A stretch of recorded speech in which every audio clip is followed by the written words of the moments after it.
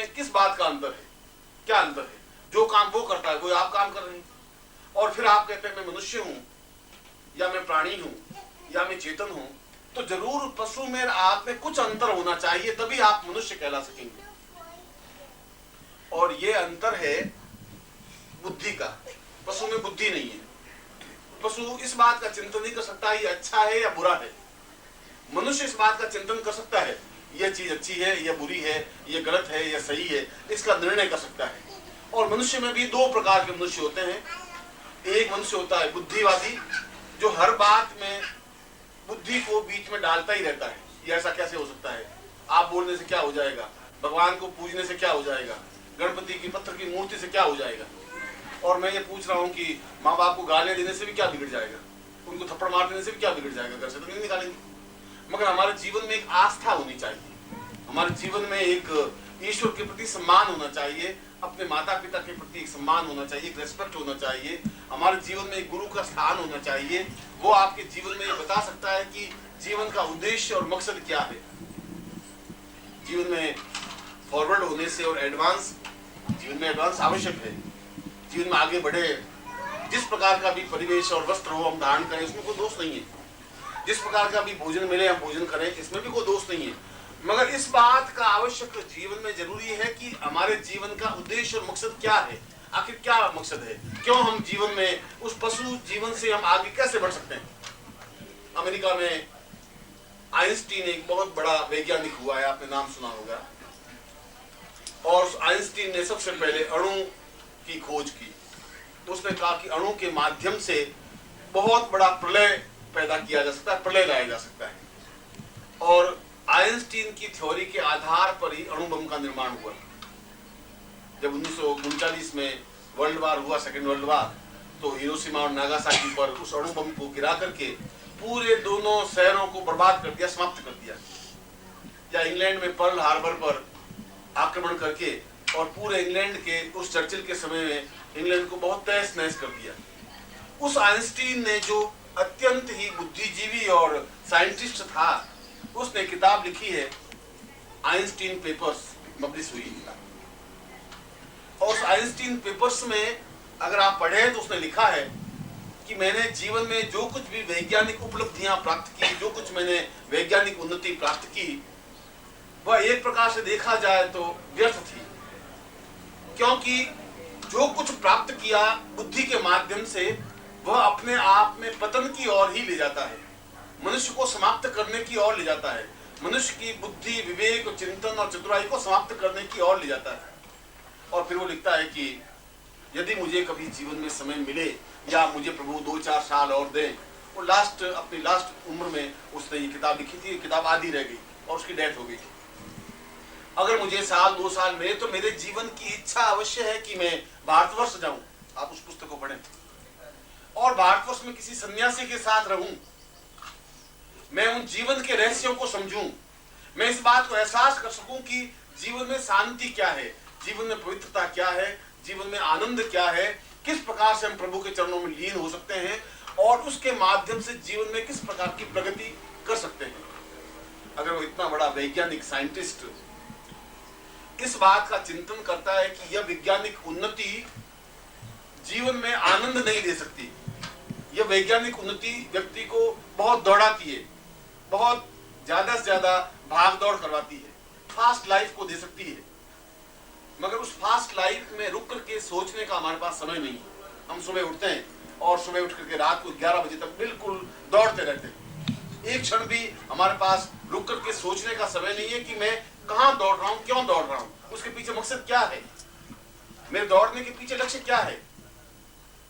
और यदि मैं आपको पूछूं कि आपको शायद अपने पिताजी का नाम तो मालूम जरूर होगा, फादर का नाम तो आपको ध्यान होगा, हो सकता है कि आपको दादा का नाम भी ध्यान हो, आपके पिताजी का नाम भी आपको ज्ञात हो, मगर आप में से दादा के जो पिता हैं उनका नाम आपको ज्ञात नहीं है, आपकी खुद की पीढ़ी का भी आपको नाम ज्ञात नहीं है, और उनके पिताजी का नाम तो आप में से कोई बता ही नहीं सकता, गारंटी है, चैलेंज है। केवल 3 पीढ़ी व्यक्ति के नाम को आपके जिन अंश से, जिस रक्त से आपका निर्माण हुआ है, जो ब्लड आप में संचरित है, वो 3 पीढ़ी पहले का नाम आपको ज्ञात नहीं है। और आपकी आने वाली पीढ़ी आपका भी नाम याद नहीं रखेगी, वो भी आप जैसे भूल गए, आपको भूल जाएगी। मगर कबीर दास का नाम तो याद है, तुलसी का नाम याद है, मीरा का नाम याद है, नरसिंह मेहता का नाम याद है। उनके तो बेटे पैदा नहीं हुए, उनके तो पैदा उनकी वजह से नाम याद नहीं। उनका नाम इसलिए ज्ञात है कि उन्होंने जीवन में साधना के क्षेत्र में कुछ किया, इस बात को एहसास किया कि जीवन का मकसद और उद्देश्य क्या है, हमारे जीवन का लक्ष्य क्या है, और उस जीवन के लक्ष्य प्राप्ति के लिए उन्होंने त्याग वृत्ति अपनाई।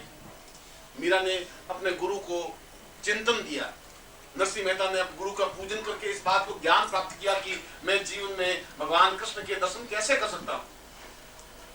और जिसने इस बात का चिंतन रुक करके किया, उस पीढ़ी को हम आज भी याद करते हैं। वशिष्ठ का नाम आज भी हमें याद है, विश्वामित्र का नाम याद है, तुलसी का नाम याद है, कबीर का नाम याद है, गोरखनाथ का नाम याद है, शंकराचार्य का नाम याद है। बेटों के माध्यम से नाम नहीं रह सकता, और बड़े बड़े मकान बनाने के माध्यम से भी नाम नहीं रह सकता, क्योंकि वे मकान और वह वैभव और धन और वो संपदा जीवन में कुछ भी नहीं दे सकती। जब सिकंदर महान पूरे भारतवर्ष को लूट करके जब यहां से गया, तब उसने 300 हाथियों पर बोरे लदवा करके हीरे लेके गया था। 300 हाथियों पर हीरे कितने लदे होंगे? एक हीरे की कीमत अगर 1 लाख रुपए या 1.5 लाख रुपए गिने तो एक बोरे में कितने हीरे आएंगे? 300 हाथियों पर कितने बोरे लदे होंगे? आप कल्पना कर सकते हैं। इतना लूट करके और पूरे भारतवर्ष को लूटता हुआ वह गजनी गया। गजनी उसका ओरिजिनल प्लेस था। और जब उसकी मृत्यु निकट आई, अब उसको एहसास हुआ कि मैं घंटे 2 घंटे बाद मर जाऊंगा, तो उसने अपने सेनापति को बुलाया, सेल्यूकस को बुलाया, और उसने कहा कि सेल्यूकस मेरी कितनी रानियां हैं? उसने कहा महाराज करीब 650-700 रानियां हैं, सबको बुला लो।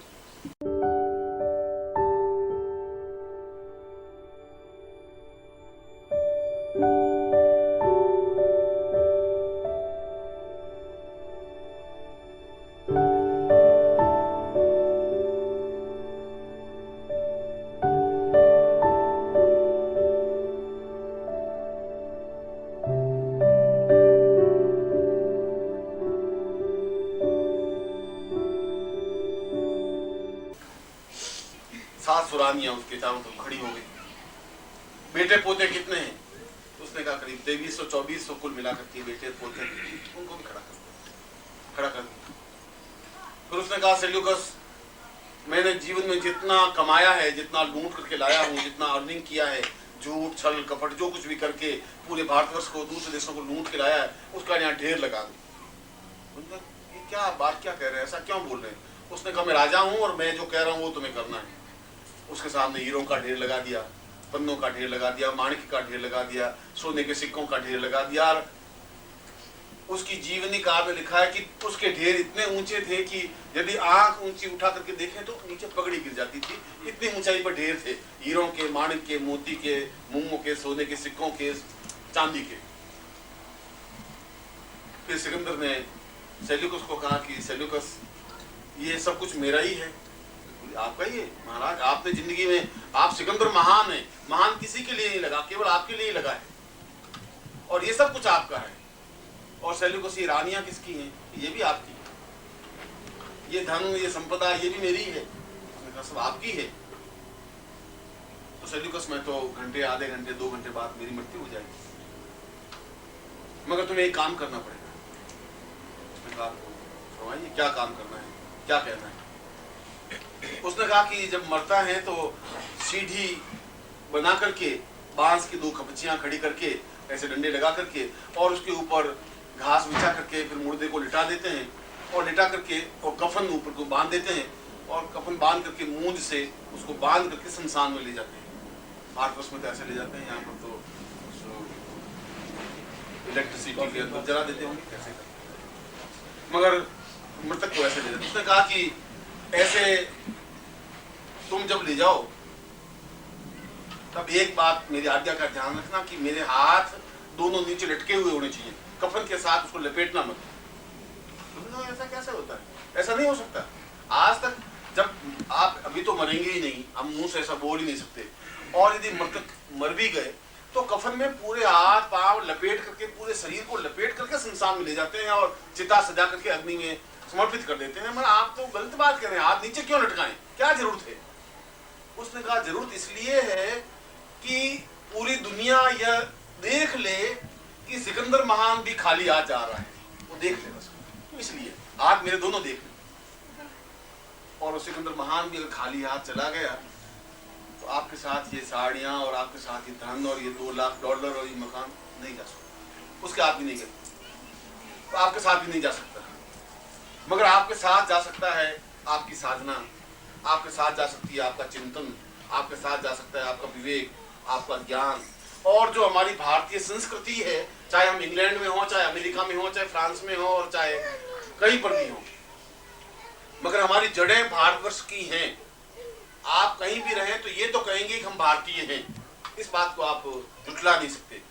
और जब भारतीय हैं तो भारत की मर्यादाएं, भारत का चिंतन, भारत का विवेक और आपके जो जड़ें हैं, जो आपके माँ बाप हैं, आपके दादा हैं, दादी हैं, जो आपका समाज है, उस समाज का ज्ञान और चिंतन तो आपके पास रहना ही चाहिए। अगर वो बेचारी करीब 70 साल की थी, 72 साल 72 ईयर्स की थी, वह जो सास थी उसकी उम्र 42-45 होगी। उसका लड़का बड़ा था, उसने शादी कर दी अपने लड़के की, तो बहू उसके घर में आ गई। बहू की उम्र थी 19-20 साल। उस घर में 3 पीढ़ी हुई, एक बहू, एक सास, एक दादी सास। बहू ने देखा कि सुबह उठी तो उसने देखा कि दादी सास जो है वो एक बिल्कुल गंदी सी कोठड़ी में बैठी हुई है। वो बाकी उनका मकान बड़ा सुंदर, बेडरूम बहुत अच्छा, ड्राइंग रूम बहुत अच्छा, मगर वो गंदी है, थूकती है और खी खी करती रहती है, बहुत ओल्ड बेकार यूज जैसे। अब वहाँ ओल्ड हाउस है नहीं, यहाँ तो है, उठा के पटक देते हैं ओल्ड हाउस में, कर्म फूटे तुम्हारे, तो ऑनलाइन डिस्को में जाते हैं, मगर अब वहाँ पॉसिबल नहीं हो सकता। क्या करें, गाँव वाले घर वाले कहेंगे सांस को बाहर कैसे निकाल दिया, तो बेचारे घर में तो बस उसको पटक दिया। और उस दादी सास के सामने मिट्टी का एक सिकोरा, मिट्टी का एक टूटा हुआ बर्तन और एक मिट्टी की टूटी हुई थाली, 2 उस कमरे में अंदर। बहू को कहा कि पानी डाल के आ जाओ, खी खी करती रहती है, मरती है नहीं, वो पानी डाल। अजीब खेल। फिर खाना टाइम हुआ तो उसने 3-4 सब्जियां बनाई, खाना बना, मिठाई थी टेबल पे रखी, और उसने रात की जो 2 रोटियां थी, वे 2 रोटियां उसने कहा तुम सास को थोड़ा पटके आ जा, वो भूखे मर रही होगी, दे आ जा। और बेचारी बहुत ही नई शादी करके आई थी, उसको मालूम नहीं कि ये यहाँ क्या रिवाज है, ऐसा सिस्टम क्यों है। वो बेचारी वहाँ रोटियां रख के आ गई। 2, 4, 6 महीने बीते, 8 महीने बीते, और रोज इसी प्रकार से जो 2 दिन पहले की, 1 दिन पहले की जो रोटियां थी, वो रोटी उसकी पटक देते, सामने पटक देते, उसको पूछते नहीं तेरी क्या हाल है, कैसा है, कुछ नहीं, और सुबह पानी जाके उसी कोरे में डाल देते। वो खुद अपने आप में बहू को खाना खिलाते, मिठाई खिलाते, खुद खाती, खुद साड़ियाँ पहनती, गहने पहनती, सास नहीं परवाह। वो टूटा हुआ शिकोरा, मिट्टी का बर्तन और मिट्टी की थाली टूटी हुई। संयोग की बात कि 6 महीने बाद वो दादी सास मर गई। तो उसको अर्थी में बांध करके शमशान ले गए और जला दी। तो सास ने बहू को कहा कि वो मिट्टी के बर्तन हैं जो बाहर फेंके, उनका बाहर क्यों फेंके, आपके काम आएंगे। तो सास को आपने कैसे खिलाते, मुझे ज्ञान हो गया, आपने जो सिखाया तो मुझे समझ में आ गई कि सास की सेवा कैसे होती है, तो बाहर कैसे फेंकते, काम आएंगे। आप तो आपकी पीढ़ी भी गलत काम करेगी। आप घर में पूजा पाठ करेंगे तो आपकी नई पीढ़ी, उनकी कोई दोष नहीं है।